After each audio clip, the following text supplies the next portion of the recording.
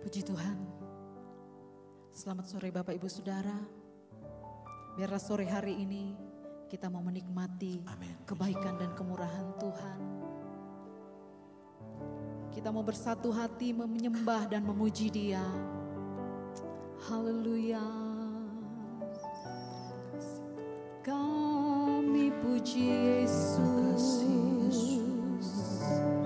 Kami sembah. Yesus baik. Yesus mulia.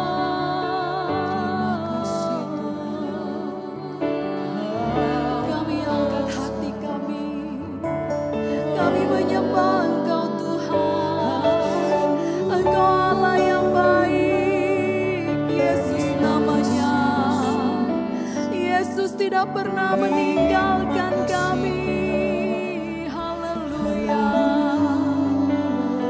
Kami bersyukur Engkau sudah memberikan kepastian di dalam hidup kami. Kami bersyukur buat pengorbanan-Mu Tuhan. Terima kasih Yesus. Terima kasih. Engkau yang sudah menghiasi kehidupan kami dengan kebaikan dan kemurahan-Mu. Terima kasih. Haleluya.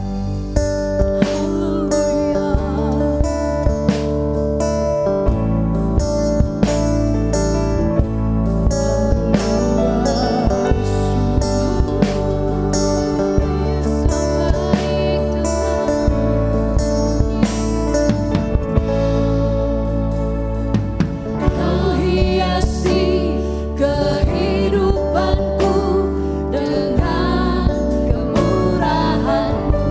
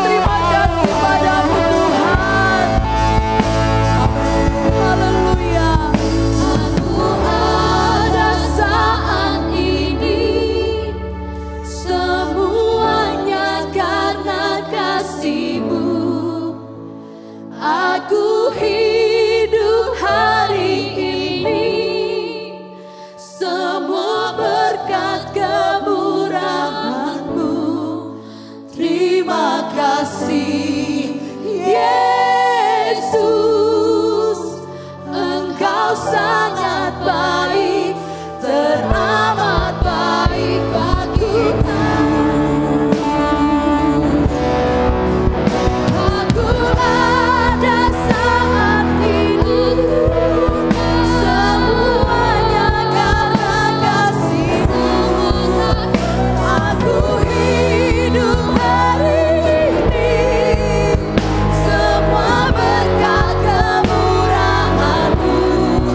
Terima kasih Yesus, Engkau sangat baik, teramat baik. Aku ada saat ini, semuanya karena kasih-Mu. Aku hidup hari ini, semua berkat kemurahan-Mu. Terima kasih Yesus, Engkau sangat baik, teramat baik. Aku ada saat ini, semuanya karena kasih-Mu. Aku hidup hari ini, semua berkat kemurahan-Nya. Terima kasih Yesus, Engkau sangat baik, teramat baik bagiku. Yesus, Engkau sangat baik, hanya padamu kasih. Yesus, Engkau sangat baik, teramat baik bagiku.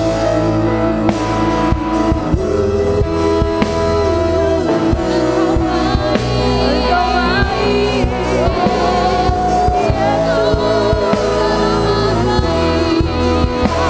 Engkau baik. Haleluya, Yesus, Engkau baik. Terima kasih, terima kasih. Engkau sangat baik, kami bersyukur. Terima kasih Yesus, Engkau baik.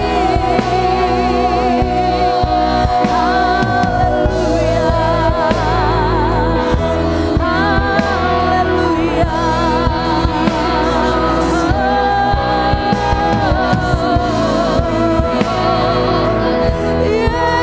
Yesus baik. Terima kasih Yesus, terima kasih, terima kasih. Hati kami penuh dengan luapan ucapan syukur kepadamu Yesus. Terima kasih. Karena kebaikan-Mu tidak bisa kami ukur Tuhan. Keberadaan kami saat ini menandakan karena Engkau baik, sangat baik di dalam kehidupan kami. Engkau yang sudah menghiasi kehidupan kami dengan kemurahan-Mu demi kemurahan-Mu. Kami bisa mengatakan terima kasih Yesus, terima kasih. Kami boleh sehat, kami boleh kuat, bahkan kami berkemenangan. Itu karena Engkau Yesus. Oleh sebab itu pada saat sore ini kami mau memuji dan memuliakan Engkau Tuhan. Kami mau membebaskan roh kami Tuhan Yesus untuk memuji menyembah Engkau Tuhan. Urapilah kami semua, urapilah jemaat-Mu dimanapun mereka berada Tuhan. Mereka penuh dengan sukacita menikmati ibadah pada saat ini Tuhan. Dan kami percaya Roh Allah ada di tengah-tengah kami. Roh Allah siap memberkati kami, melayang-layang bersama-sama kami Tuhan. Engkau siap memberkati kami. Terima kasih Tuhan Yesus, terima kasih. Kami siap memuji memuliakan Engkau, mengurapi kami semua dalam nama Yesus. Haleluya. Amin. Amin. Puji Tuhan. Kita bersyukur kita punya Yesus. Dia adalah Raja mulia. Dia adalah Allah pemenang bagi kita. Bapa yang kekal selama-lamanya. Haleluya. Raja mulia.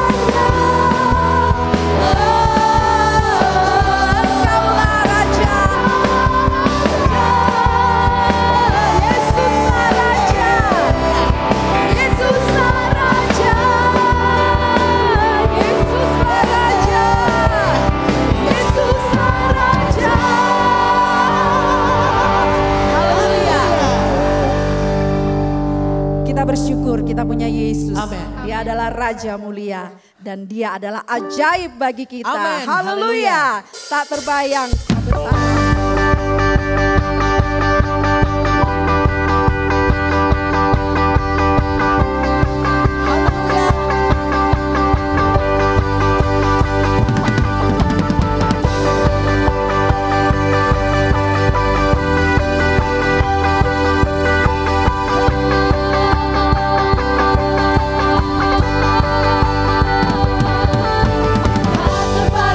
Kebesaran-Mu dan tak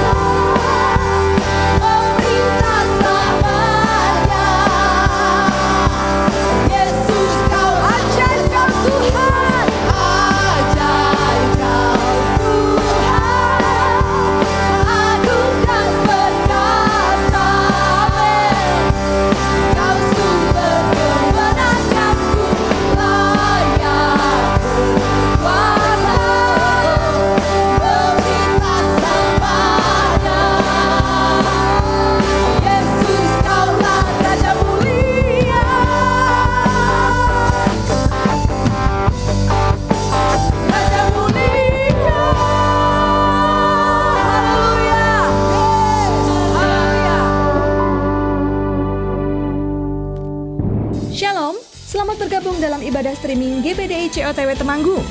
Mari kita sama-sama bertumbuh dalam kasih karunia Tuhan. COTW News akan memberikan beberapa informasi untuk Anda. Berikut adalah jadwal ibadah yang dapat Anda ikuti di channel YouTube kami.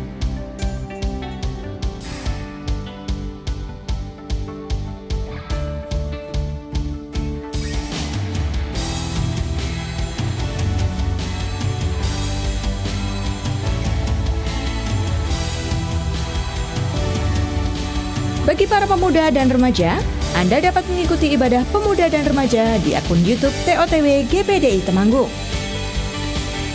Anda bisa mengikuti ibadah di akun ini setiap Sabtu jam 6 sore dan jangan lupa subscribe ya, supaya mendapatkan notifikasi di jam ibadah yang sedang ditayangkan. Dan bagi para pemuda dan remaja yang ingin sharing atau berdiskusi untuk bersama-sama bertumbuh dalam iman, bisa direct message atau DM ke Instagram berikut ini. Yuk, sharing kesaksian kalian supaya bisa saling menguatkan. Persembahan Anda dapat ditransfer ke rekening sebagai berikut.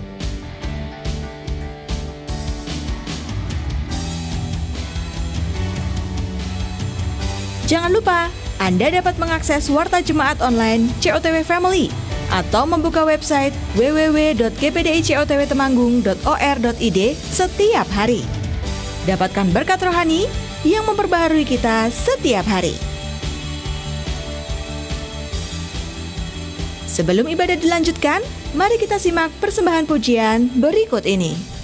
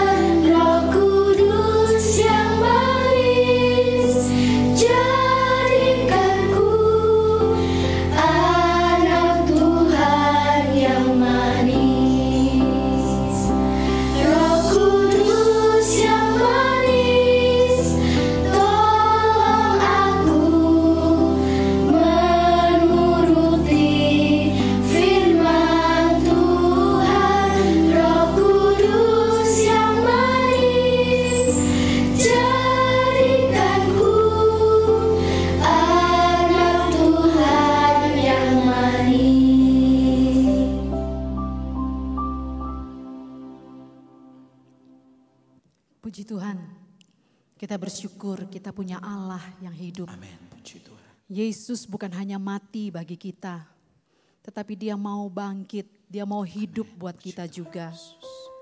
Sehingga dia memberikan setiap kita pengharapan dalam hidup ini. Dan rencananya di dalam kita tidak pernah gagal. Itu sebabnya teruslah pandang kepada Yesus, teruslah berharap kepada Dia. Terima kasih Tuhan Yesus. Terima kasih buat kasih dan karya-Mu.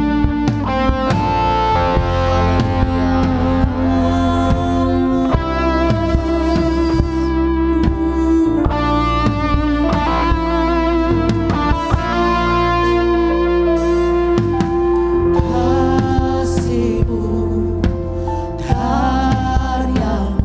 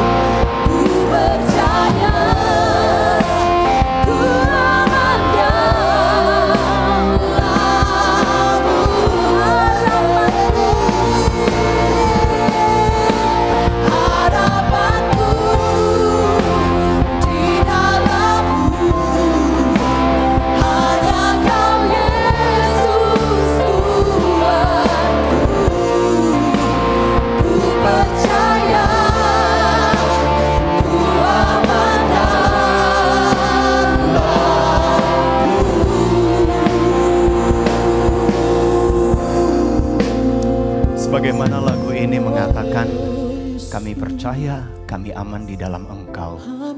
Begitu juga saya hanya mau berdoa. Kami mau berdoa, kita mau berdoa buat anak-anak 18 tahun ke bawah. Tapi juga buat setiap kita.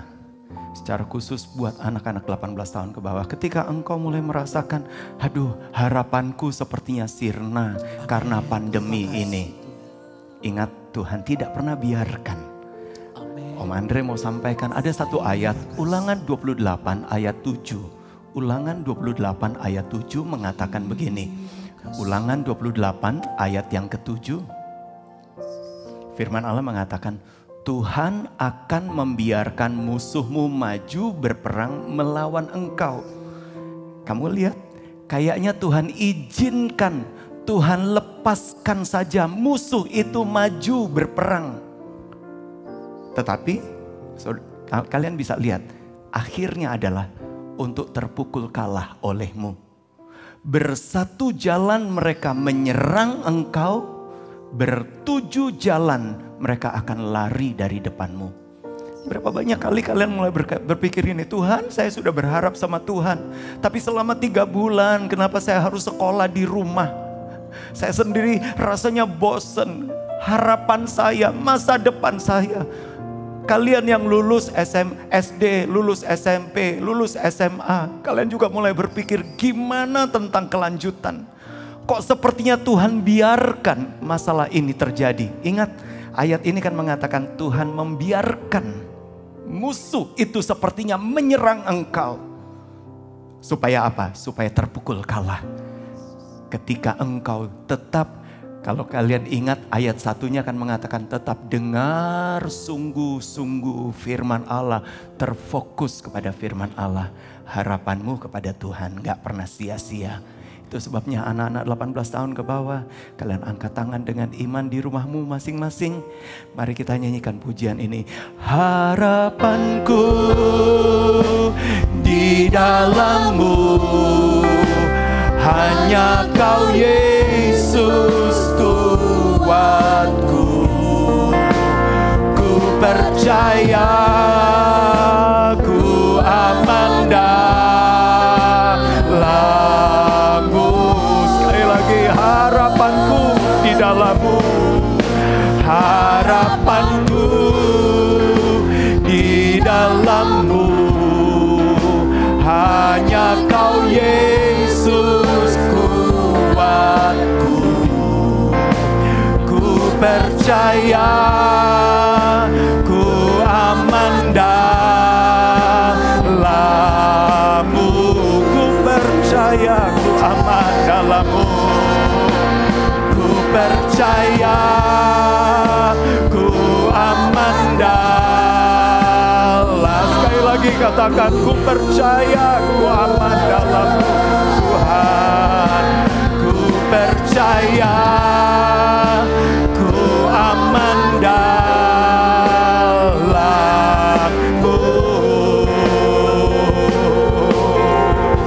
Sebagaimana yang kami berkatakan dengan iman, itulah yang terjadi dalam hidup kami. Kami percaya, kami aman di dalam Engkau. Untuk orang-orang muda ini, kami percaya kami aman di dalam Engkau. Harapan kami bukan terletak pada kekuatan kami. Harapan kami bukan terletak pada situasi dan kondisi kami. Tapi harapan kami hanya kepada Yesus kekuatan kami. Dan kami akan melihat ketika rasanya Tuhan izinkan semuanya ini terjadi, supaya kami mengalami kemuliaan Allah dinyatakan, supaya kami mengalami mujizat Allah terjadi. Tuhan tolong anak-anak 18 tahun ke bawah, biarlah mereka boleh tetap percaya kepadamu. Tuhan tolong juga para orang tua dan wali yang Tuhan bertanggung jawab buat anak-anak ini. Kami mau percaya kepadamu Tuhan, dan kami aman di dalam Engkau. Masa depan kami sudah dikemas oleh tangan-Mu yang berkuasa. Itu sebabnya Tuhan, kami mau tetap lebih sungguh-sungguh lagi. Kami dengar firman-Mu, kami percaya kepada suara Tuhan, kami percaya kepada kuasa-Mu Tuhan. Terima kasih Tuhan, memberkati anak-anak, memberkati remaja dan pemuda, memberkati setiap orang-orang dewasa Tuhan, para orang tua dan wali, memberkati dengan berkat rohani dari sorga. Karena kami percaya kami aman di dalam Engkau. Terima kasih Tuhan. Kalau sebentar Tuhan kami akan mendengarkan firman Allah. Tuhan, kami mau izinkan firman-Mu itu menjadi bagian dalam hidup kami. Berikan kepada hamba-Mu bahasa yang sederhana, sehingga kami bisa menangkap kebenaran firman-Mu. Berfirmanlah kepada kami siap untuk mendengarnya di dalam nama Tuhan Yesus Kristus. Dan semua yang percaya katakan amin. Puji Tuhan. Ya, harapan kita ada di dalam tangan Tuhan. Ingat, kadang-kala memang Tuhan izinkan, sama seperti di PA kemarin. Saya sampaikan berapa banyak kali Tuhan sepertinya harus sembunyikan kita. Ya, Tuhan harus izinkan kita mengalami sesuatu yang tidak menyenangkan. Sudah ingat, sama seperti Musa. Musa sepertinya disembunyikan. Memang dia dididik untuk menjadi pangeran Mesir. Tetapi ketika dia coba mewujudkan rencana Allah, dia coba wujudkan firman Allah buat dia, panggilan Allah buat dia dengan kekuatannya sendiri, hasilnya dia hanya membunuh orang Mesir dan menguburkannya di dalam pasir.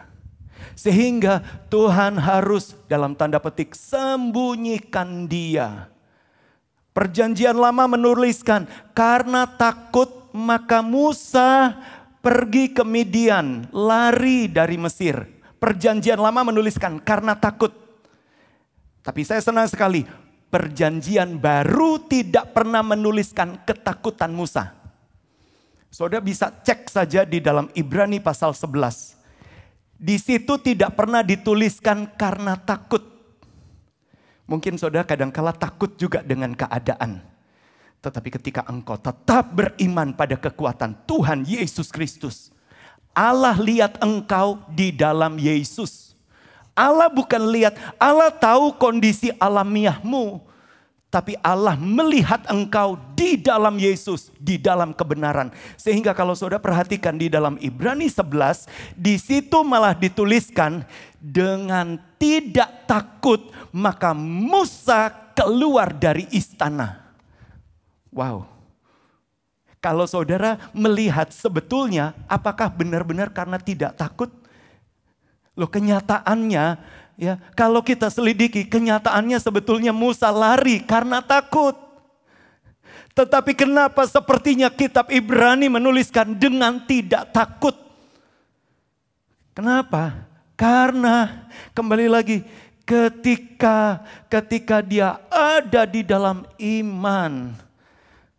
Saya senang sekali, oke, ini keadaan kita. Kadangkala kita takut dengan keadaan kita. Kadangkala kita khawatir, tapi tetaplah beriman. Tetaplah beriman. Dan Tuhan izinkan Musa disimpan 40 tahun di bawah pengawasan imam di Midian, imam kafir.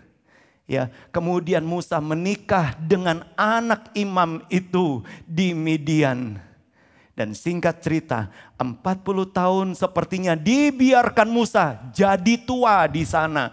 Saya hanya mau sampaikan buat saudara mulai berpikir, kalau seperti gini terus-terusan saya jadi tua, saya kehilangan kesempatan. Enggak, kalau Tuhan yang menyimpan engkau tidak pernah kehilangan kesempatan. Usia Musa boleh akhirnya bertambah jadi 80 tahun. Tapi tepat waktunya Tuhan, 80 tahun Musa dipakai untuk memimpin bangsa keluar dari Mesir. Untuk masuk ke tanah perjanjian. Bahkan Musa masih diberikan jatah 40 tahun ketiga. Untuk memimpin. Bapak Ibu Saudara sekalian, engkau mungkin sudah senior, engkau sudah dalam tanda petik orang berkata engkau sudah tua. Tapi Tuhan masih punya janji, Tuhan punya waktu yang tepat untuk hidupmu. Itu sebabnya taruh harapanmu hanya kepada Tuhan. Jangan taruh harapanmu kepada kekuatanmu. Ingat ada sebuah lagu lama kan? Taruhkanlah harapmu sepenuh kepada Yesus. Ya, taruhkanlah harapmu sepenuh hanya kepada Yesus. Jangan taruh harapanmu pada kekuatanmu. Kekuatanmu makin lama makin menurun, alamiahmu. Tetapi ketika engkau taruh harapanmu kepada Tuhan, Tuhan memperbaharui masa mudamu seperti Raja Wali. Mazmur 103 ayat yang kelima. Firman Allah mengatakan, nah sekarang ketika kita masih berbicara tentang tahun Raja Wali, kita masuk kepada satu fase di mana Raja Wali punya usia yang panjang, 70 tahun. Tetapi sebetulnya dia punya masa usia yang kritis. Usia 35 sampai 40 itu adalah masa yang kritis. Kenapa kritis? Karena di usia itu ada dua pilihan. Dia akan mati atau dia diperbaharui kekuatannya. Ya, diperbaharui. Dan ketika dia diperbaharui kekuatannya, caranya tidak enak. Bulu-bulunya yang sudah bertumbuh selama 40 tahun itu mulai menjadi menebal. Cakarnya mulai menjadi terlalu panjang sampai melengkung. Begitu juga dengan paruhnya menjadi terlalu panjang sampai melengkung. Sehingga Raja Wali tidak lagi efektif. Nah, ketika dia sampai pada masa itu, dia perlu punya waktu di mana sepertinya dia menyiksa diri. Dia harus naik ke Bukit Batu, kemudian dia masuk kepada zona matahari, di mana dia membiarkan selama 150 hari, 5 bulan. Dia tidak mencari makan, 5 bulan sepertinya seperti tersimpan. Untuk apa? Yang pertama, dia harus paruhnya itu kemudian dia patukkan ke Bukit Batu supaya paruh yang lama itu, paruh tua itu copot, lepas. Dan gak nyaman memang. Mungkin ada di antara saudara yang pernah harus ganti gigi palsu, seluruh giginya. Saya pernah berjumpa dengan seseorang, ketika saya ketemu dia bilang, maaf Pak Andre, kemudian kenapa? Ya ini lagi diproses untuk dijadikan baru. Tapi kemudian lewat beberapa saat giginya sudah utuh kembali. Ya gigi palsu memang. Tapi yang ditanamkan, implan, ya diimplan. Itu sekarang ada teknologinya. Nah, saudara bisa bayangkan seperti itulah dengan burung Raja Wali. Itu tidak menyenangkan.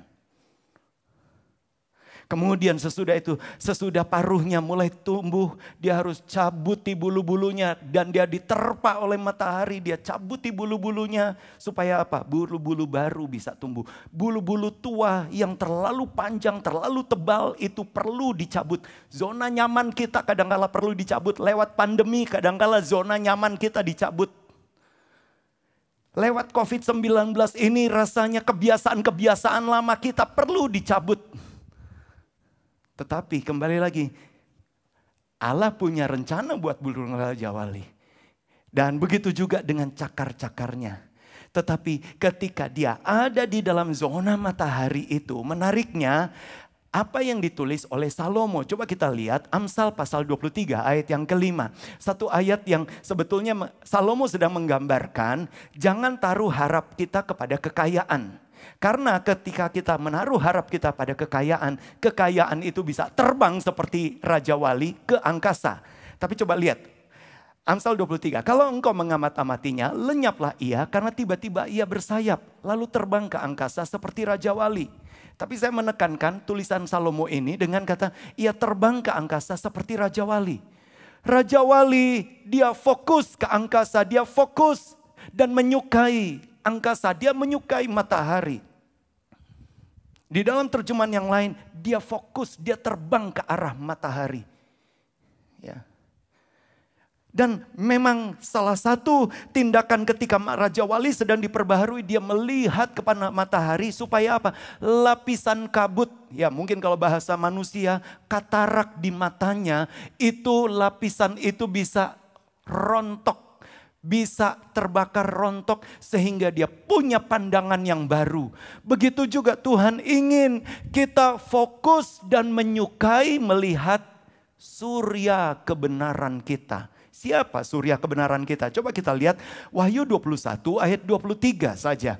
Wahyu 21 ayat 23 pada PA kemarin sempat saya singgung. Dan kota itu tidak memerlukan matahari dan bulan untuk menyinarinya. Sebab kemuliaan Allah meneranginya dan anak domba adalah lampunya. Jadi kita bisa melihat, biarlah kita menyukai kemuliaan Allah dan menyukai melihat anak domba Yesus yang jadi lampunya. Ketika memang lighting di gereja ini sedang dirubah, kadangkala ya nanti saya sampaikan ketika nanti kita sudah masuk di dalam situasi bisa kembali beribadah. Bapak Ibu yang ikut paduan suara, memang kadangkala ketika disorot oleh lighting tidak menyenangkan. Tapi belajar aja, latihan besok ya, besok di sorga lightingnya adalah Tuhan Yesus Kristus. Dan wow, padang banget. Ya, tapi kabar baiknya Tuhan Yesus gak pernah menyilaukan kita. Tapi sukalah pada perang, pada tempat terang. Ada banyak orang suka pada tempat gelap. Ya, supaya Yesus sendiri mengatakan, kamu suka pada kegelapan supaya perbuatanmu yang jahat gak kelihatan. Sukalah pada tempat yang terang. Nah, saudara lihat anak domba itu lampunya. Menyukai melihat kemuliaan Allah, menyukai melihat firman-Nya, menyukai melihat kebenarannya. Wahyu 22 ayat yang kelima, hampir sama. Wahyu 22 ayat yang kelima mengatakan, dan malam tidak akan ada lagi di sana. Mereka tidak memerlukan cahaya lampu dan cahaya matahari. Perhatikan, sebab Tuhan Allah akan menerangi mereka. Tuhan itu adalah terang itu sendiri. Dan mereka akan memerintah sebagai raja sampai selama-lamanya. Tuhan yang jadi terangmu. Dia bukan hanya sumber terang, tetapi dia adalah terang yang sesungguhnya. Mungkin ada bagian-bagian yang gelap dalam hidupmu. Dan engkau sulit untuk mengubahkannya. Nanti kita akan lihat dalam firman Allah. Fokus dan sukailah terangnya Tuhan. Ketika engkau bahkan gak bisa merubah bagian gelap dalam hidupmu. Ingat, every sinner, every saint, have its past, but every sinner have its future. Setiap orang suci tetap punya masa lalu, tetapi setiap pendosa tetap punya masa depan. Mungkin kita sulit untuk bisa merubah masa lalu kita. Tapi izinkan terang sejati itu fokus dan menyukai surya kebenaran. Maka kita akan lihat kabar baiknya ketika Tuhan itu menerangi hidup kita bukan hanya sekedar jadi terang. Bukan. Saudara ingat ketika Lucifer sudah menghancurkan bumi ini sehingga campur baur tidak berbentuk. Kejadian 1 ayat 2 kan Tuhan berkata, jadilah terang. Maka terang itu jadi. Dan kabar baiknya ketika jadilah terang, Tuhan mulai tata kembali seluruh semesta ini. Tuhan tata kembali. Dan ketika Tuhan katakan jadilah terang. Saudara ingat, saya pernah singgung. Tanaman diciptakan pada hari ketiga. Sedangkan matahari baru diciptakan pada hari keempat. Tapi tanaman sudah menghasilkan buah dan biji, sudah bertumbuh sebelum matahari itu ada. Mungkin saudara punya argumen, ya memang kan baru hari ketiga sama hari keempat kan cuma 24 jam. Halo, satu harinya Tuhan 1000 tahunnya manusia. Bayangkan selama 1000 tahun, ya selama 1000 tahun tanaman itu tidak diterpa sinar matahari. Bagaimana dia bisa bertumbuh, bagaimana klorofilnya bisa bertumbuh sempurna, kemudian menghasilkan buah. Bagaimana itu bisa terjadi? Alamiah nggak mungkin. Tapi selama 1000 tahun itu, dari hari ketiga sampai hari yang keempat, Tuhan yang jadi terangnya. Ketika Tuhan jadi terang dalam hidupmu, Tuhan bukan hanya sekedar menerangi, tetapi dari terangnya keluar suplai kehidupan, dari terangnya keluar sesuatu yang membuat engkau bisa berbuah dan berpotensi berlipat ganda. Itu sebabnya percaya kepada Tuhan. Berapa banyak kali kita coba telaah Tuhan, kita coba nalar Tuhan dengan pikiran kita yang sekepel. Coba saudara lihat, coba saudara mengepal masing-masing. Ya itulah otak saudara sebesar itu. Bandingkan sama kepalan orang lain. Gede mana? Tapi belum tentu yang volume otaknya makin besar, yang makin menurut penelitian semakin kecil otaknya, ya bukan menyusut ya, semakin kecil kadangkala semakin smart, semakin cerdas. Jadi coba bandingkan sama yang di sebelah. Kalau jangan cuma otak gede aja, ya. Tapi puji Tuhan, oke.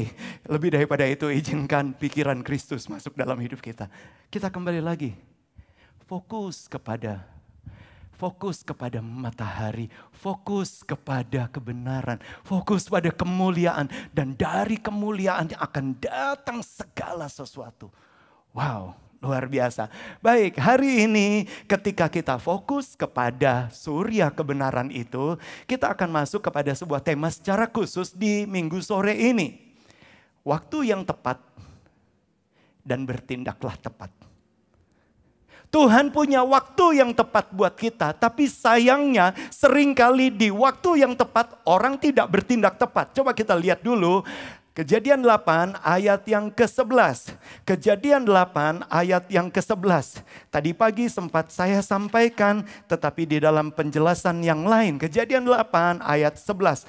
Atau kita membaca dulu kisahnya supaya jelas dari ayat 4 sampai ayat 16. Secara cepat saja. Dalam bulan yang ke-7, pada hari yang ke-17 bulan itu, terkandaslah bahtera itu pada pegunungan Ararat. Saya berhenti dulu di situ. Jadi ini adalah tahun 600 ketika Nuh berumur 600. Mereka masuk ke dalam bahtera pada bulan yang pertama. Mereka masuk ke dalam bahtera, air bah mulai memancar pada tanggal 17. Jadi Nuh umur 600, bulan pertama tanggal 17. Tapi mereka masuk ke dalam bahtera 1 minggu sebelum tanggal 17. Jadi mereka sudah masuk ke dalam bahtera. Nuh umurnya 600, bulan yang pertama, tanggal 10 mereka masuk ke dalam bahtera. Nah kemudian selama 40 hari 40 malam terjadi hujan. Dan menenggelamkan seluruh bumi. Sampai firman Allah mengatakan 15 hasta di atas gunung yang tertinggi. Di atas Mount Everest. Masih 7,5 meter lebih tinggi lagi. 7,5 meter. Wow. Tetapi kemudian ayat ini mengatakan. Di bulan yang ke-7, pada hari yang ke-17 bulan itu. Terkandaslah bahtera itu pada pegunungan Ararat. Jadi sudah 6 bulan di dalam bahtera, ya. Bahtera itu nggak ada kemudi, nggak ada layar, tapi Tuhan pimpin, Tuhan kendalikan sampai kandas di Ararat. Ararat artinya kutuk dibalikkan. Kalau engkau percaya pada pengendalian Allah, Allah akan pimpin hidupmu tepat. Tanah di mana engkau berpijak, kutuknya sudah dibalikkan. Sudah ditebus oleh darah Kristus. Kemudian kita teruskan ayat yang ke-5. Firman Allah mengatakan sampai bulan yang ke-10 makin berkuranglah air itu. Jadi sampai bulan ke-10 mereka belum keluar. Dalam bulan yang ke-10 pada tanggal 1 bulan itu tampaklah puncak-puncak gunung. Jadi pada bulan ke-10 tanggal 1 baru muncul puncak-puncak gunung. Paling gunung-gunung tertinggi. Ya, kemudian ayat yang ke-6, sesudah lewat 40 hari, maka Nuh membuka tingkap yang dibuat pada bahteranya.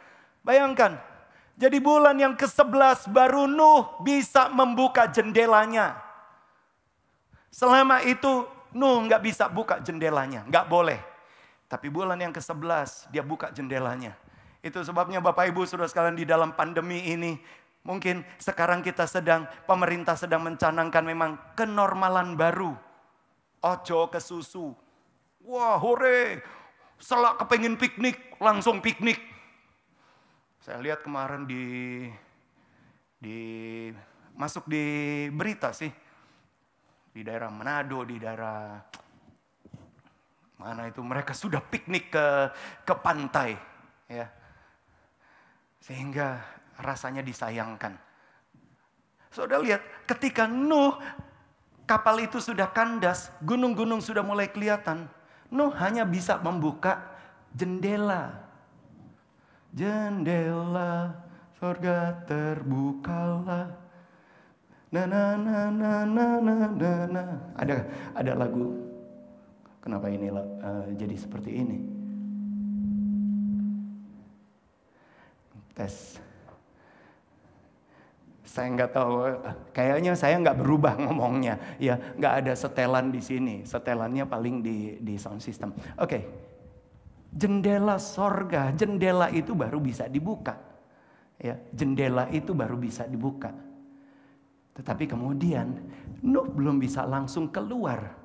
Coba kita teruskan ayat berikutnya. Ayat berikutnya mengatakan, lalu ia melepaskan seekor burung gagak dan burung itu terbang pulang pergi sampai air itu menjadi kering di atas bumi. Pertama dia lepaskan burung gagak, tapi burung itu pergi dan pulang lagi. Kemudian ayat yang ke-8, firman Allah mengatakan, kemudian dilepaskannya seekor burung merpati untuk melihat apakah air itu telah berkurang dari muka bumi. Sekarang dia melepaskan burung merpati untuk melihat apakah air itu sudah berkurang. Ayat yang ke-9 firman Allah mengatakan, tetapi burung merpati itu tidak mendapat tumpuan kakinya, pulanglah ia kembali mendapatkan Nuh ke dalam bahtera. Jadi masih harus kembali ke dalam bahtera. Bapak Ibu Saudara sekalian, di dalam kenormalan baru nanti, ingat, kalau pemerintah masih memberikan protokol-protokol kesehatan, prosedur kesehatan, taati.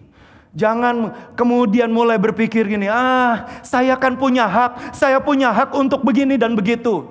Tidak, taati saja. Saudara lihat protokol kesehatan, protokolnya Tuhan ketika Allah selamatkan Nuh di dalam bahtera, itu juga tetap ada protokolnya. Enggak langsung begitu selesai, kemudian hujan itu selesai, bisa buka, kemudian langsung keluar. Tidak, ada protokolnya, ikuti saja. Kemudian kita masih di ayat tadi, ya, karena di seluruh bumi masih ada air. Lalu Nuh mengulurkan tangannya, ditangkapnya burung itu dan dibawanya masuk ke dalam bahtera. Jadi burung itu masih dibawa masuk ke dalam bahtera. Ayat yang ke-10. Ia menunggu 7 hari lagi, kemudian dilepaskan pula burung merpati itu dari bahtera. Jadi kayaknya prosedurnya lama, 7 hari lagi. Ayat 11 menarik. Nanti kita penekanannya di ayat 11. Menjelang waktu senja pulanglah burung merpati itu mendapatkan Nuh. Dan pada paruhnya dibawanya sehelai daun zaitun yang segar. Dari situlah diketahui Nuh bahwa air telah berkurang dari atas bumi. Jadi saudara lihat ayat 11. Kemudian ayat yang ke-12 mengatakan, ayat yang selanjutnya ditunggu pula 7 hari lagi. Kemudian dilepaskannya burung merpati itu. Tetapi burung itu tidak kembali lagi kepadanya. Ketika burung merpati ini tidak kembali lagi kepadanya, bukan berarti wow hore kemudian dia keluar. Enggak. Terus ayat yang ke-13. Dalam tahun ke-601. Ingat, Nuh masuk ke dalam bahtera usia 600. Pada tahun 600. Bulan yang pertama. Tanggal 10. 10 kok 8? 10. Tanggal 10. Tapi sekarang tahun 601. Bulan yang pertama. Pada tanggal 1 bulan itu, sudahlah kering air itu dari atas bumi. Kemudian Nuh membuka tutup bahtera. Nuh baru membuka pintunya. Dan melihat-lihat ternyatalah muka bumi sudah mulai kering. Nuh buka pintu bahtera.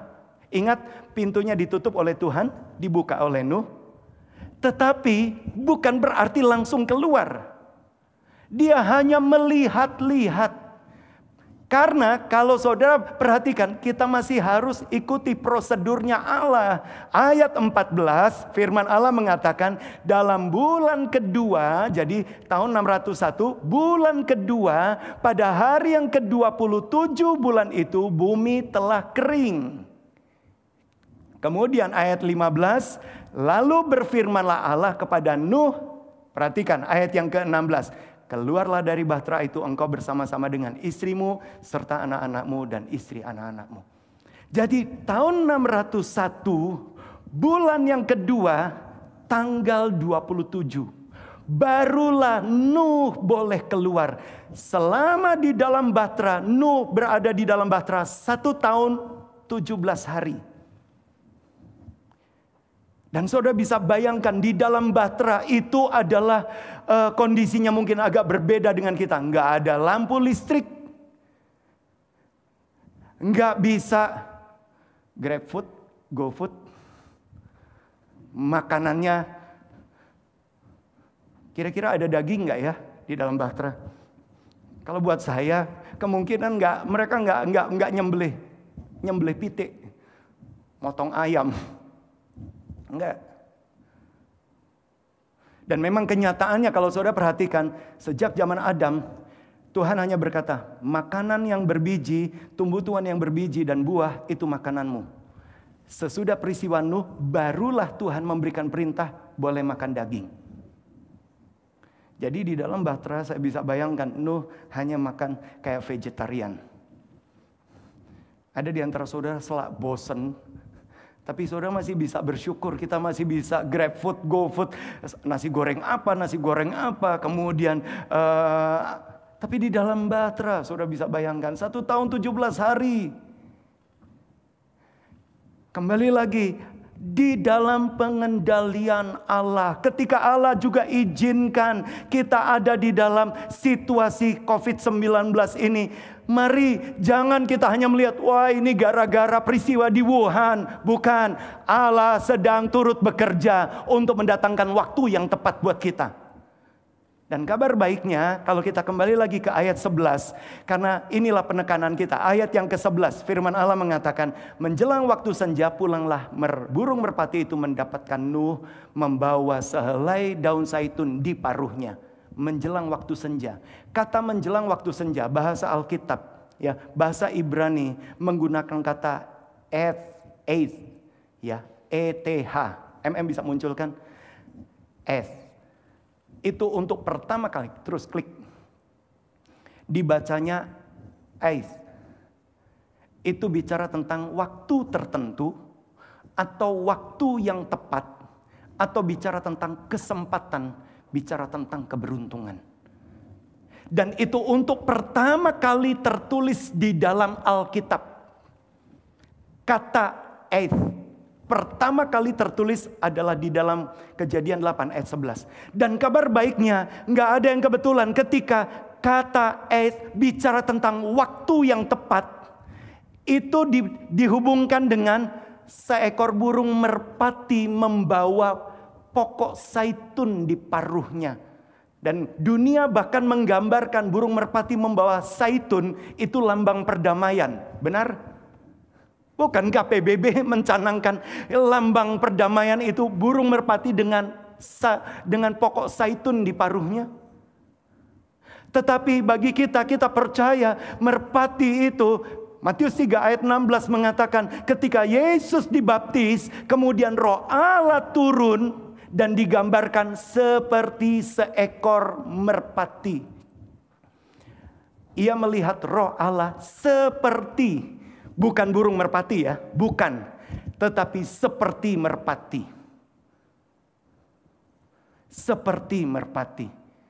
Nah, saudara bisa melihat, kalau kita bicara tentang waktu yang tepat, tertulis pertama kali di dalam Alkitab, bahkan ada korelasinya, ada hubungannya dengan merpati, dengan Roh Kudus. Saudara ingin terima waktu yang tepat, fokus dan menyukai surya kebenaran. Roh Kudus akan pimpin engkau di waktu yang tepat. Saya mungkin teringat ada satu kesaksian yang disaksikan beberapa kebaktian sulung yang lalu. Saya nggak tahu apakah pribadi ini masih suka menonton, ya, karena dia adalah anak muda dari tempat ini. Yang saya ingat adalah memang sejak dari TK, bisa dikatakan dia TK pinter, SD ranking 1 terus, SMP ranking 1 terus, SMA ranking 1 terus. Kemudian dia masuk ITB memang. ITB kalau nggak salah, entah kimia atau apa, ya. Dia masuk jalur prestasi di ITB. Dan di ITB pun dia IPK-nya, ya, bukan hanya IP-nya, tapi IPK-nya itu hampir 4 kalau saya tidak salah, hampir 4. Saudara bisa bayangkan. Dan dia memang mengejar supaya cum laude 3,5 tahun.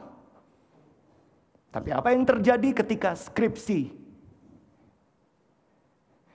Skripsinya sudah jadi, tapi dosennya hanya mulai berkata, tahun depan kamu ujian. Nggak tahu alasannya gimana, pokoknya dosennya itu gimana, pokoknya dikatakan tahun depan. Jadi nggak bisa selesaikan 3,5 tahun. Akhirnya cum laude-nya luput lah. Sehingga dia berkata, cum laude nggak jadi, jadinya cuma kemelut. Ya, dia jadinya marah. Dia adalah seorang yang sungguh-sungguh kepada Tuhan. Bahkan selama masih ada di Temanggung, dia adalah salah seorang kreatif. Ya, dia pemain banner, ya. Dia pemain banner. Tapi apa yang terjadi? Kenapa Tuhan membiarkan sepertinya dia ditindas oleh seseorang dan dia tidak berdaya dan tidak ada pertolongan dari Tuhan? Tapi ingat, saya hanya bersyukur ketika anak muda ini dia berbagi kepada saya, kemudian saya hanya bisa menguatkan hatinya. Dan untungnya dia tetap ada di jalannya Tuhan. Dan singkat cerita, menjelang 1 tahun yang dia harus lewati, ITB waktu itu sedang membuat simposium dari seluruh dunia, ya, mengundang beberapa delegasi dari seluruh dunia. Kemudian mereka memakai mahasiswa-mahasiswa ITB khususnya yang nganggur untuk menjadi pendamping liaison, ya, menjadi pendamping para delegasi. Nah, anak muda ini dia mendampingi satu profesor dari Korea Selatan, bukan Korea Utara, ya, dengan pemimpinnya Kim Jong Un, artis Korea yang paling terkenal. Yaitu menurut pendapat salah satu di antara kami. Jadi dia harus mendampingi satu profesor dari Korea Selatan. Singkat cerita dia dampingi, ya, dia nggak banyak bicara karena orangnya pendiam memang. Dia dampingi. Tapi di akhir simposium tiba-tiba profesor itu berkata, saya senang sekali dengan pelayananmu, ya. Kemudian profesor itu mulai bertanya, kamu gimana kamu? Oh ya, saya sudah selesai, tinggal hanya ujian. Oke. Kemudian profesor itu mulai menawari, mau nggak kamu S2 di universitas saya? Terus dia berkata, mau. Saya kasih surat sakti. Bayangkan, dikasih surat sakti. Sehingga dia bisa S2, bahkan kalau saya tidak salah ada beasiswanya. Karena apa? Surat sakti si profesor. Singkat cerita, dia selesaikan S2-nya di Korea Selatan, di Seoul. Bahkan bukan hanya, belum dia selesai S2, dia sudah ditarik di sebuah perusahaan kosmetik yang terkenal sekali di seluruh dunia dari Korea Selatan. Saya bahkan sempat dapat berbagai perawatan wajah. Tapi untung saya nggak pernah pakai. Kalau saya pakai, saya jadi opa-opa. Ya. Kan saudara bingung nanti. Pendeta ini senang banget. Malah jadi kayak bayi nanti. Terlalu pede. Oke, kita kembali lagi. Singkat cerita. Tuhan punya waktu yang tepat. Saudara mulai berpikir, kenapa sepertinya dihambat? Tuhan punya waktu yang tepat. Justru ketika Tuhan sepertinya menghambat, Tuhan sedang sediakan sebuah terobosan. Kadangkala kita nggak mengerti, tetapi kalau kita mau izinkan dipimpin oleh Roh Kudus berkarya dalam hidup kita. Ingat, Eighth itu akan tetap terjadi. Tapi bertindaklah tepat. Baik, sekarang kita akan melihat kata eighth itu memang berulang kali ditulis di dalam Perjanjian Lama. Saya akan masuk kepada entah satu atau dua contoh bahwa rupanya ketika waktu yang tepat ada juga yang bertindaknya tidak tepat. Ini menjadi pelajaran buat kita. Coba kita lihat 2 Samuel pasal yang ke-20 ayat yang ke-1. 2 Samuel 11 ayat yang ke-1. 2 Samuel 11 ayat yang ke-1. Perhatikan ini. Pada pergantian tahun. Kata pada pergantian tahun itu menggunakan kata eighth. Pada pergantian tahun, pada waktu raja-raja biasanya maju berperang. Perhatikan. Maka Daud menyuruh Yoab maju beserta orang-orangnya dan seluruh orang Israel. Mereka memusnahkan Bani Amon dan mengepung kota Raba. Perhatikan, Daud di mana? Sedang Daud sendiri tinggal di Yerusalem. Ketika waktu yang tepat, waktu sedang berperang, waktu sedang harus lakukan sesuatu. Daud mulai berpikir, saya kan pimpinan. Dia sendiri tinggal di istana, dia hanya suruh panglimanya berperang. Dan hasilnya kalau saudara lihat ayat-ayat berikutnya, di waktu nganggurnya Daud kemudian dia selesai bobok siang. Karena firman Allah juga mengatakan selesai dia tidur siang, dia masuk ke terasnya. Kemudian dia mulai lihat-lihat. Mungkin zaman sekarang saudara bukan lihat-lihat di teras saudara begitu lihat langsung rumah tetangga. Tapi zaman sekarang kita, istilah anak muda sekarang, stalking. Pelajaran buat saya juga, pelajaran buat bapak-bapak, jangan jadi stalker. Penguntit, mulai lihat-lihat mantan, foto-fotonya mantan dan mulai lihat, atau kadangkala kita stalking, mulai menguntit perkara-perkara yang tidak berkenan. Ingat, Tuhan punya eighth. Daud di dalam tanda masa rehatnya, dia mulai stalking, dia mulai menguntit, dan dia mulai lihat. Dia lihat Batsheba sedang mandi. Dan hasilnya dia jatuh dalam perzinahan. Kalau Tuhan masih berikan kesempatan, mari para pria, entah engkau adalah remaja, pemuda, anak-anak sekalipun, ataupun bapak-bapak rumah tangga, hati-hati. Kita stalking kepada siapa, kita nguntit siapa, apa yang kita lihat. Sudahkah kita fokus dan menyukai matahari, atau kita stalking yang lain? Tuhan punya waktu yang tepat.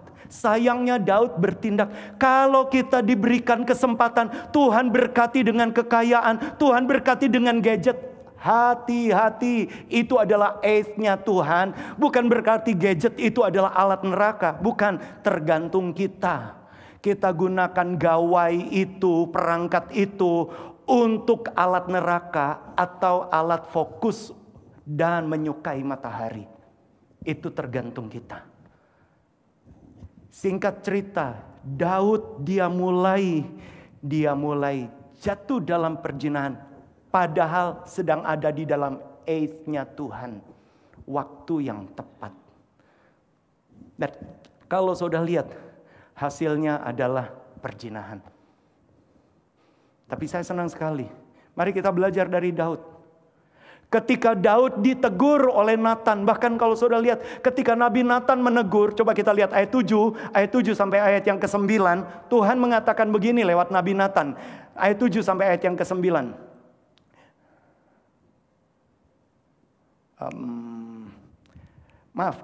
Pasal 12 ayat 7 sampai 9. Pasal 12 ayat 7 sampai 9. Kemudian berkatalah Nathan kepada Daud, engkaulah orang itu. Beginilah firman Tuhan Allah Israel. Aku telah mengurapi engkau menjadi raja atas orang Israel. Akulah yang melepaskan engkau dari tangan Raja Saul. Jadi Tuhan berfirman, aku sudah berkati engkau. Sama seperti Tuhan sudah berkati kita. Bahkan ayat 8 Tuhan berkata begini, klik. Telah kuberikan isi rumah tuanmu kepadamu dan istri-istri tuanmu ke dalam pangkuanmu. Aku telah memberikannya kepadamu kaum Israel dan Yehuda. Dan seandainya itu belum cukup, tentu akan kutambah lagi ini dan itu kepadamu. Saudara lihat, Tuhan bahkan ngomong, bukan berarti Tuhan senang kita jadi serakah. Tuhan berkata, aku berkati engkau. Bahkan ketika engkau merasa itu belum cukup, akan kutambah lagi ini dan itu. Itu sebabnya Bapak Ibu saudara sekalian. Tapi kalau tadi saya singgung bapak-bapak yang suka stalking, saya sampaikan juga buat para wanita juga. Kalau Tuhan sudah berkati kita, bahkan Tuhan ngomong, kalau itu rasanya belum cukup, aku akan bisa tambahkan ini dan itu. Loh. Saya nggak nambah-nambahi, saya nggak ngarang firman Allah. Tuhan sendiri berfirman. Inilah isi hati Tuhan kepada kita umatnya. Tuhan ingin kita berkelimpahan. Itu sebabnya di dalam age-nya Tuhan bertindaklah tepat. Dan ketika kabar baiknya, ketika Raja Daud ditegur oleh Nabi Nathan, saya senang sekali ada sebuah sikap. Coba kita lihat langsung ayat 13-nya saja. Ayat 13-nya firman Allah mengatakan begini, ayat 13.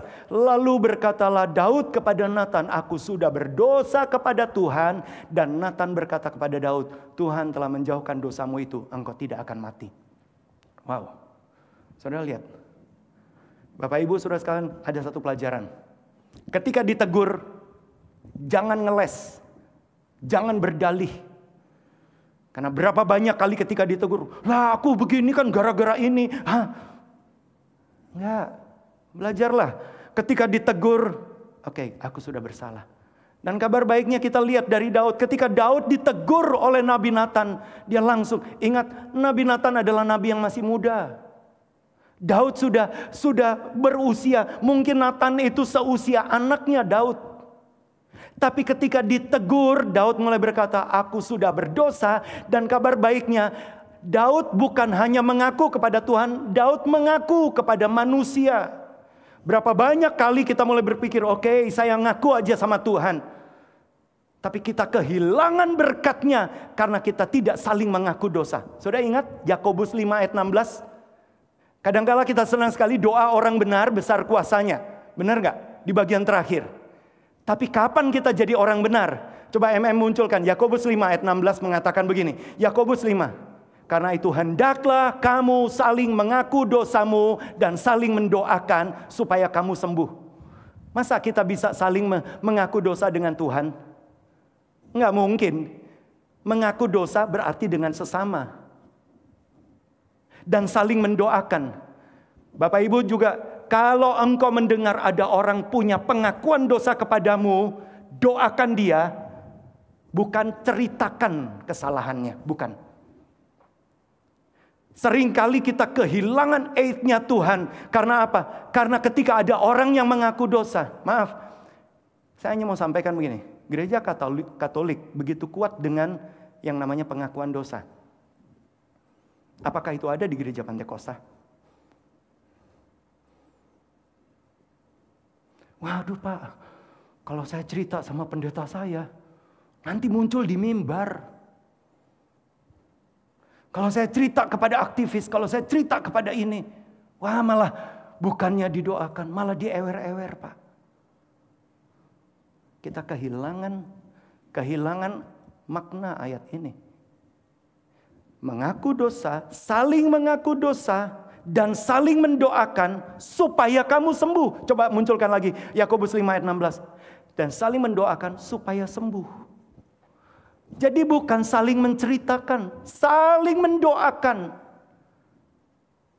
Dan bukankah ini bagian dari ketika Roh Kudus dicurahkan? Coba kita lihat, maaf. Yohanes 20 ayat 22 dan 23.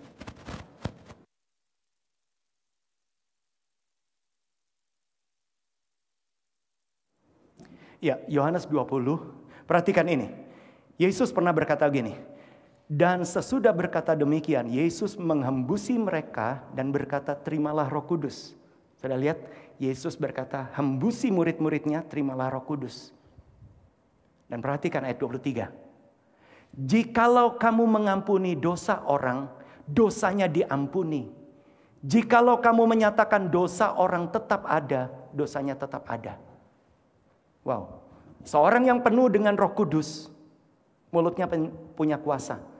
Ketika engkau dengar pengakuan dosa dari orang lain. Dan engkau berkata, oke, saya berdiri sebagai imam. Dosamu sudah diampuni, jangan berbuat dosa lagi. Doakan orang itu. Saudara lihat, Yesus yang ngomong loh ini. Maka dosa orang itu akan... Itu sebabnya sama seperti Daud. Ketika Daud dia mengaku kepada Tuhan. Dia mengaku juga kepada Nabi Nathan. Bahkan dia mengaku juga kepada seluruh bangsanya lewat apa? Lewat sebuah mazmur. Ini pelajaran buat kita. Berapa banyak kali ketika sudah melakukan dosa. Sudah jadi pergunjingan. Bukannya mengaku malah mulai coba. No, gunakan cara Tuhan. Ngakulah kepada orang. Minta bantuan doa.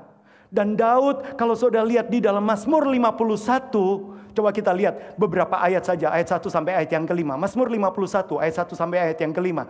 Firman Allah mengatakan, untuk pemimpin biduan, Mazmur dari Daud ketika Nabi Nathan datang kepadanya setelah ia menghampiri Batsheba. Kasihanilah aku ya Allah menurut kasih setiamu. Hapuskanlah pelanggaranmu menurut rahmatmu yang besar. Klik ayat berikutnya.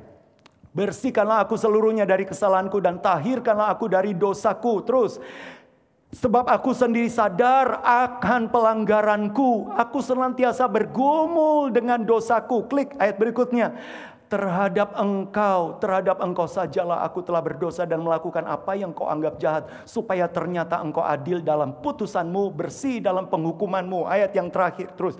Sesungguhnya dalam kesalahan aku diperanakan, dalam dosa aku dikandung ibuku. Daud punya pengakuan. Pengakuannya bukan hanya kepada Nabi Nathan. Dia gubah satu mazmur. Dia gubah satu kidung dan dinyanyikan oleh seluruh bangsa. Artinya apa? Waktu dia sudah berbuat dosa, bahkan dia ceritakan kepada seluruh bangsanya. Aku sudah bersalah. Berapa banyak kali ada orang bersalah. Begitu mulai ada desas-desus, malah mulai marah. Enggak, buat saya sih. Kalau toh kita salah, ketemulah dengan... Saya enggak minta saudara kemudian mengumbar kesalahan, bukan. Temukan orang rohani, akuilah kesalahanmu. Supaya engkau bisa saling mendoakan, supaya kamu sembuh. Tetapi kalau saudara juga didatangi orang yang bersalah kepadamu, ingat Roh Kudus sudah dicurahkan. Mulailah berdiri sebagai imam bagi orang tersebut. Doakan dia supaya dia sembuh. Dan doakan dirimu, karena Rasul Paulus berkata, berdoakan dirimu supaya kamu juga jangan jatuh. Ingat. Dan saya senang sekali Daud bahkan menuliskan juga Mazmur 32. Mazmur 32 ayat 1. Mazmur 32 ayat 1 mengatakan, Mazmur 32 ayat 1, dari Daud nyanyian pengajaran, berbahagialah orang yang diampuni pelanggarannya, yang dosanya ditutupi. Terus ayat berikutnya, berbahagialah manusia yang kesalahannya tidak diperhitungkan Tuhan dan yang tidak berjiwa penipu. Ayat 3, klik. Selama aku berdiam diri, tulang-tulangku menjadi lesu karena aku mengeluh sepanjang hari. Selama dosa belum diakui, itu rasanya itu mengejar kita, tulang-tulang menjadi lesu. Kenapa seringkali kita tidak alami AIDS-nya Tuhan? Karena berapa banyak kali sudah punya dosa tapi hanya berdiam diri, gak mau mengakui. Saudara lihat, belajar dari Daud. Terus ayat berikutnya, firman Allah mengatakan, klik ayat berikutnya. Sebab siang malam tanganmu menekan aku dengan berat, sumsumku menjadi kering seperti oleh teriknya musim panas. Selah. Selama belum ngaku, itu rasanya dosa itu seperti menekan. Perhatikan ayat 5. Ayat 5. Dosaku kuberitahukan kepadamu dan kesalahanmu tidaklah kusembunyikan. Aku berkata, aku akan mengaku. I confess, aku mengakui kepada Tuhan pelanggaran-pelanggaranku. Dan engkau mengampuni kesalahan karena dosaku. Selah. Sudah lihat? Daud mengalami ketika nya Tuhan, waktu yang tepat, dia tidak bertindak tepat. Selama hanya berdiam diri, gak pernah mau ngaku, gak ada pemulihan apapun. Tapi ketika, oke, saya sudah bersalah. Kemudian dia mengaku kepada Nathan. Bahkan dia mulai terbuka, saya sudah bersalah. Dia tuliskan Mazmur 51. Dia mengaku kepada Tuhan. Coba kita kembali kepada 2 Samuel 12. Sekarang 24-25. Perhatikan ayat 24 dan 25. 2 Samuel 12 ayat 24 dan 25. Kemudian Daud menghibur hati Batsheba istrinya. Ia menghampiri perempuan itu, tidur dengan dia. Perhatikan ini. Dan perempuan itu melahirkan seorang anak laki-laki. Lalu Daud memberi nama Salomo kepada anak itu. Perhatikan ini. Tuhan mengasihi anak ini. Siapa Batsheba? Bukan ratunya. Mantan selingkuhannya. Tapi ayat ini mengatakan, ketika dia melahirkan Salomo, Tuhan mengasihi anak ini. Prosesnya sesudah Daud minta ampun. Bahkan menarik sekali, coba kita lihat Matius 1 ayat yang ke-6. Matius 1 ayat yang ke-6. Injil Matius 1 ayat yang ke-6. Isai memperanakan Raja Daud, perhatikan ini. Daud memperanakan Salomo dari istri Uria. Ini kan aneh. Daud punya anak namanya Salomo, tapi jelas-jelas ada tulisan embel-embelnya dari istri Uria. Tapi Salomo tetap masuk dalam silsilah Yesus Kristus. Karena apa? Karena Tuhan mengasihi anak ini. Kita belajar yang pertama. Ketika engkau ada di dalam nya Tuhan, engkau mungkin sudah bertindak salah. Kembali kepada Tuhan. Jangan berdiam diri. Jangan ngeles. Kembali kepada Tuhan. Kalau engkau kembali kepada Tuhan, bukan berarti kemudian Tuhan hapuskan hidupmu, kemudian Tuhan buat yang baru. Enggak. Dari reruntuhan puing-puing itu, Tuhan bisa kembali bangunkan rencana Allah. Yang kedua, coba kita lihat 2 Tawarikh 20 ayat yang ke-1. 2 Tawarikh 20 ayat yang ke-1. Firman Allah mengatakan, setelah itu Bani Moab dan Bani Amon datang berperang melawan Yosafat bersama-sama sepasukan orang Meunim. Saudara tahu peristiwa ini ketika Raja Yosafat diserang dari 4 penjuru. Menarik sekali, kata nya di mana? Dari kata setelah itu. Itu menggunakan kata kadang-kala kita mulai berpikir, waktu yang tepat itu adalah ketika Tuhan tolong saya. Waktu Tuhan tolong saya, waktu Tuhan tolong saya. Kita berpikir itu Tapi saudara lihat, itu juga bisa muncul ketika tiba-tiba Bani Moab, Bani Amon, sepasukan orang Meunim menyerang. Itu ketika pandemi COVID-19 terjadi, itu buat kita. Tapi saudara lihat, Raja Yosafat ketika dia sedang alami yang gak nyaman, gak enak ini, justru dia sedang diserang. Perhatikan ayat yang ketiga. Firman Allah mengatakan, ayat yang ketiga mengatakan, Yosafat menjadi takut, lalu mengambil keputusan mencari Tuhan. Ia menyerukan kepada seluruh Yehuda supaya berpuasa. Ketika dia takut, dia mulai cari Tuhan. Ketika saudara juga kehilangan pengharapan, apa yang saudara cari? Jangan coba cari kepada yang lain. Ketika saudara didiagnosis sakit, jangan coba cari kepada orang pintar kemudian dijampi-jampi. Jangan mendua hati. Halo, mungkin engkau rasanya kesulitan, tapi jangan mendua hati. Coba cari yang lain. Ketika engkau takut, cari Tuhan. Ketika engkau ada di dalam eight itu bukan hanya sekedar berarti ketika Tuhan lakukan semuanya baik. Eight di zaman Raja Yosafat, justru ketika dia sedang diserang, dia alami eight. Tapi kabar baiknya, dia cari Tuhan. Saya nggak akan berpanjang-panjang, singkat cerita. Ketika dia cari Tuhan, Tuhan bekerja lewat Yahasiel. Seorang, bukan imam, seorang dari Bani Asaf. Bani Asaf itu bicara tentang pemuji. Mungkin sama seperti choir, paduan suara di gereja kita. Salah seorangnya tiba-tiba dipenuhi dengan roh Tuhan dan mulai menubuatkan, menyuarakan suara Tuhan. Bapak Ibu Saudara sekalian, jemaat Tuhan, engkau bisa dipakai Tuhan. Engkau bisa dipakai Tuhan. Dan menarik sekali, sebelum memulai peperangan, Yosafat mulai berkata, percayalah kepada Tuhan dan percayalah kepada nabi-nabinya. Karena berapa banyak kali kita hanya percaya kepada Tuhan, tapi lihat dulu siapa yang khotbah. Halo, siapapun yang berkhotbah di mimbar ini, ketika dia berkhotbah di dalam nama Yesus, percayalah kepada Tuhan, percayalah kepada nabi-nabinya. Sekalipun itu pengerja, sekalipun itu siapapun ya. Percaya. Karena berapa banyak kali kita percaya sih sama Tuhan, tapi lihat dulu, wah bukan Bapak Gembala kok yang khotbah. Wah, si Otong yang khotbah.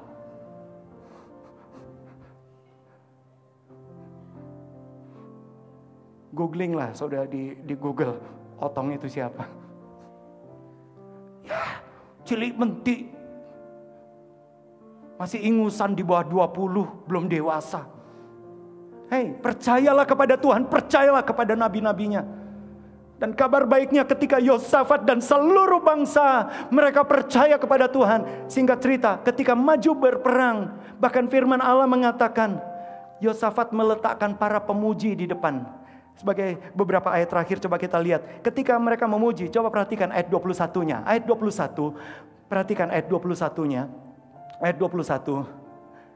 Setelah ia berunding dengan rakyat, ia mengangkat orang-orang yang akan menyanyikan nyanyian untuk Tuhan, memuji Tuhan dalam pakaian kudus yang semarak pada waktu mereka keluar di muka orang-orang bersenjata. Jadi para pemuji di luar, di depan orang bersenjata. Sambil berkata, nyanyikanlah nyanyian syukur bagi Tuhan, bahwasanya untuk selama-lamanya kasih setianya. Perhatikan ayat yang ke-22. Ayat yang ke-22. Ayat 21 tadi, coba bisa ubah di dalam terjemahan bahasa Inggris. Karena di dalam terjemahan bahasa Inggris mengatakan gini, praise the Lord for his mercy endureth forever. Pujilah Tuhan karena kebaikannya. Tapi menarik, coba lihat beberapa kalimat di atasnya. Kalimat yang keempat, baris keempat di atas, ya. That should praise the beauty of holiness. Mereka memuji, ya, memuji keindahan kekudusan itu. Jadi mereka, para pemuji, engkau adalah singers, engkau adalah pemusik, engkau adalah choir, engkau adalah paduan suara, engkau jemaat. Ketika engkau sedang memuji, engkau sedang praise the beauty of his holiness. Engkau bukan hanya sekedar, oh cuman baru puji-pujian, nunggu yang paling penting khotbah. Bukan. Ketika engkau sedang memuji, engkau sedang praise his beauty of holiness. Engkau sedang memuji keindahan kekudusannya. Dan kabar baiknya, ketika engkau memuji, Tuhan buat pembalikan keadaan. Kita lihat ayat terakhir ya, ayat 24. Ayat 24 sampai 25. Ayat 24 sampai 25 mengatakan begini. Ketika orang Yehuda tiba di tempat peninjauan di padang gurun, mereka menengok ke tempat laskar itu. Tampaklah semua telah menjadi bangkai tanpa pedang, hanya dengan memuji. Berhantaran di tanah, tidak ada yang terluput, semuanya mati. Kadang-kala Tuhan biarkan musuh menyerang kita untuk menyatakan the beauty of his holiness. Untuk menunjukkan keindahan kekudusannya. Keindahan kekudusannya Tuhan bukan pamer kayak orang mode show, bukan. Keindahan kekudusannya terletak kuasa yang besar. Perhatikan ayat 25 dan 26. Ayat 25 dan 26. Lalu Yosafat dan orang-orangnya turun untuk menjarah barang-barang mereka. Mereka menemukan banyak ternak, harta milik, pakaian dan barang-barang berharga. Yang mereka rampas itu lebih banyak daripada yang dapat dibawa. 3 hari lamanya mereka menjarah barang-barang itu karena begitu banyak. Saudara bisa melihat di dalam aid-nya Tuhan, ketika malah diserang, Tuhan sedang punya rencana untuk memberkati mereka. Di dalam pandemi ini, Tuhan sedang berencana untuk memberkati engkau.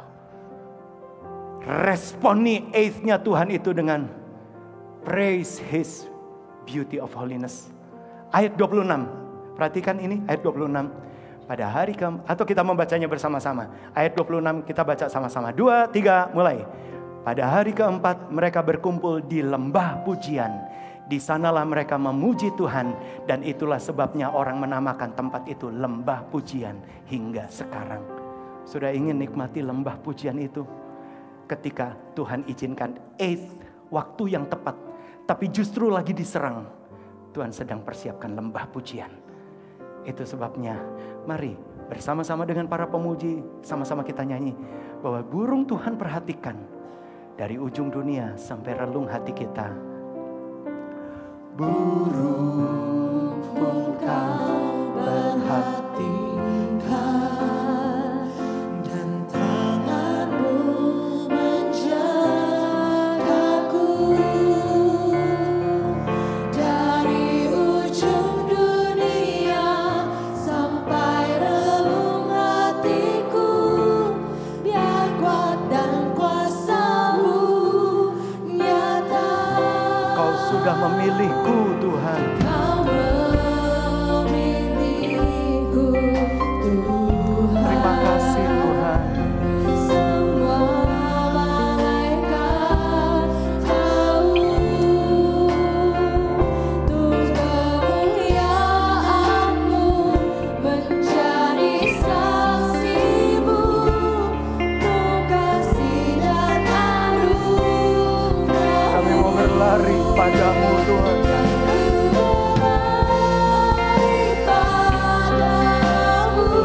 Hanya kepada firman-Mu.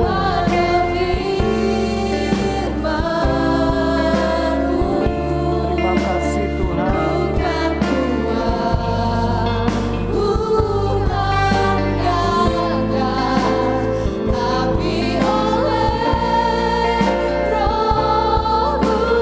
Kami mau berlomba Tuhan.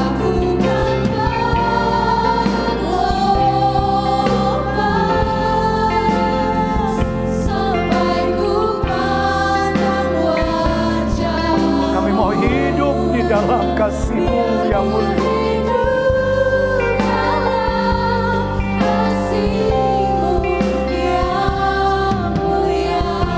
Haleluya, haleluya. Mari jemaat kita nyanyikan sama-sama. Burung engkau perhatikan, dan tanganmu menjaga.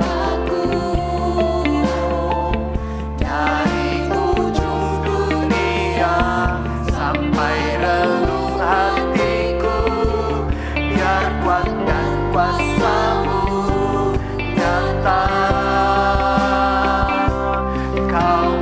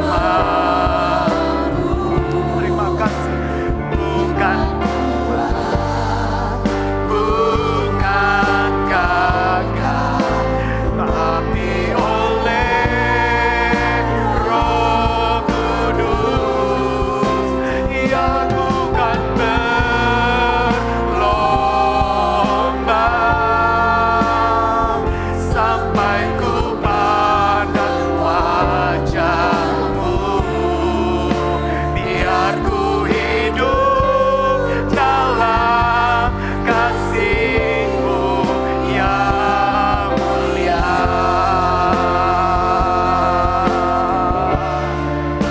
Biar ku hidup dalam kasih-Mu yang mulia.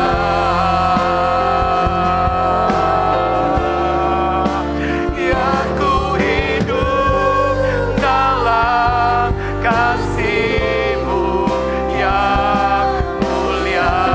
Mari kita mulai berdoa sebelum kita terima tubuh dan darah Kristus. Haleluya, haleluya, haleluya. Kira lama-lama saya, kalau mungkin ada keputusan-keputusan yang salah, ada perkara yang salah di masa lalu, Tuhan ampuni kami Tuhan. Dan biarlah kami mengaku dosa kami mengakuinya Tuhan. Dan kami akan melihat Engkau adalah Allah yang mengampuni, Engkau adalah Allah yang mengampuni kami. Dan kami bersyukur juga ketika Engkau bawa kami di dalam waktu yang tepat. Waktu yang tepat Tuhan. Seringkali waktu yang tepat itu justru seringkali adalah persoalan permasalahan. Tetapi hari ini ketika kami takut, kami mau tetap percaya kepada Tuhan. Ketika kami sedang gentar, ketika kami sedang khawatir, kami mau tetap percaya kepadamu Tuhan. Engkau adalah Allah yang tidak pernah biarkan kami. Terima kasih Tuhan, terima kasih. Malam hari ini kami beriman kepada Tuhan. Kami beriman, kami percaya kepada Tuhan. Engkau adalah Allah pembalik keadaan. Engkau adalah Allah terobosan. Engkau adalah Allah yang mengampuni dosa. Dan Engkau adalah Allah yang punya rencana yang besar. Terima kasih Tuhan, terima kasih. Kalau sebentar kami umat Allah Tuhan, kami akan terima tubuh dan darah Kristus. Kami bukan hanya terima sebagai sebuah liturgi, tetapi ketika kami terima tubuh dan darah Kristus, kami percaya, kami menjadi satu. Kami akui penebusan-Mu sudah terjadi atas hidup kami. Penebusan-Mu terjadi bahkan atas semua masa lalu kami. Dan kami bersyukur Engkau sedang masukkan kami di dalam perjanjian-Mu yang mulia. Itu sebabnya kami mau tetap fokus dan menyukai melihat surya kebenaran itu. Terima kasih Tuhan, terima kasih. Kuduskan setiap kami. Kuduskan Tuhan bahkan setiap roti dan anggur yang kami persiapkan. Kami bukan hanya sekedar makan roti dan anggur jasmani, tapi kami sedang terima tubuh dan darah Kristus. Itu menjadi satu dalam hidup kami. Terima kasih Tuhan, terima kasih. Dalam nama Yesus kami sudah berdoa. Haleluya, amin. Bapak Ibu saudara sekalian, ini minggu pertama kita memang akan terima perjamuan kudus. Saudara mungkin sudah dapatkan dari koordinator rayon atau dari para diaken. Atau mungkin saudara yang menyaksikan, saudara nggak punya apa-apa. Saudara bisa ambil apapun. Entah itu sepotong biskuit, sepotong crackers, atau roti kecil, atau apapun yang engkau bisa makan. Nggak usah banyak, sedikit aja. Kemudian saudara bisa ambil minimal air putih. Nggak ada yang lebih rendah dari air putih. Minimal air putih. Saudara bisa dapatkan. Saudara bisa dapatkan dan imani saja. Ya, ketika saudara terima tubuh dan darah Kristus.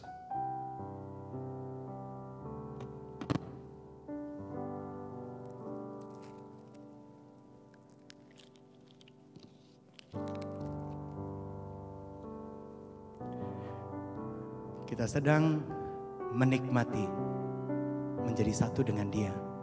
Nyanyikan sebuah pujian sementara saudara bisa mempersiapkan. Oleh kuasa darah-Mu, Kau telah tebus dosaku. Saudara persiapkan dengan iman tubuh dan darah itu, roti dan anggur. Apa yang sudah bisa persiapkan? Dia sudah tebus dosa kita.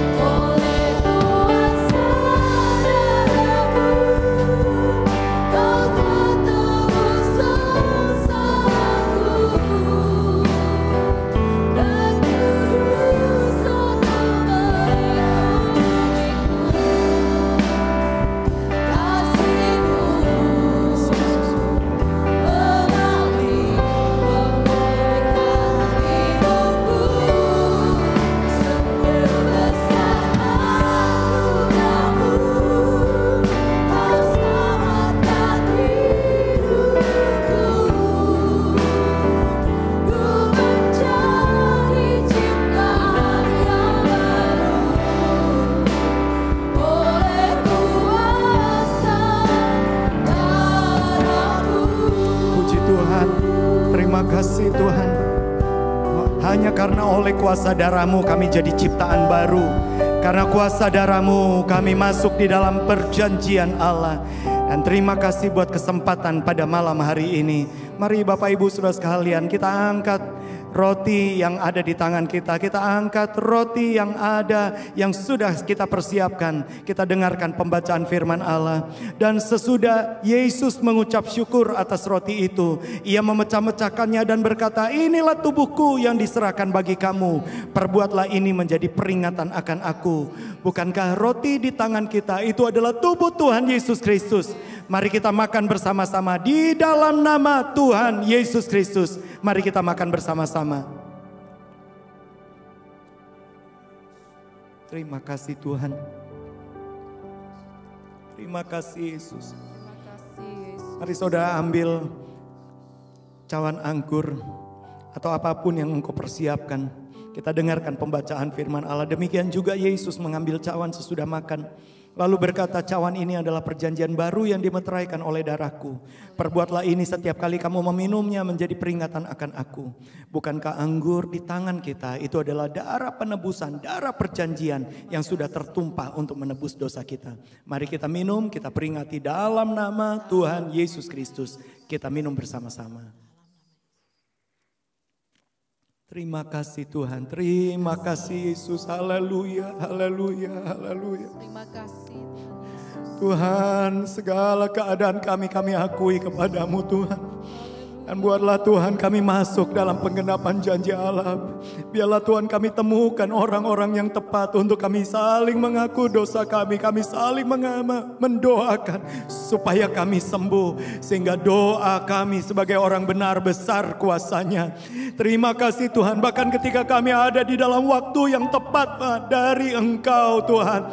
Saat-saat ini adalah waktu yang tepat bagi kami Tuhan, untuk tetap memuji kebesaran, keindahan, kekudusan-Mu Tuhan.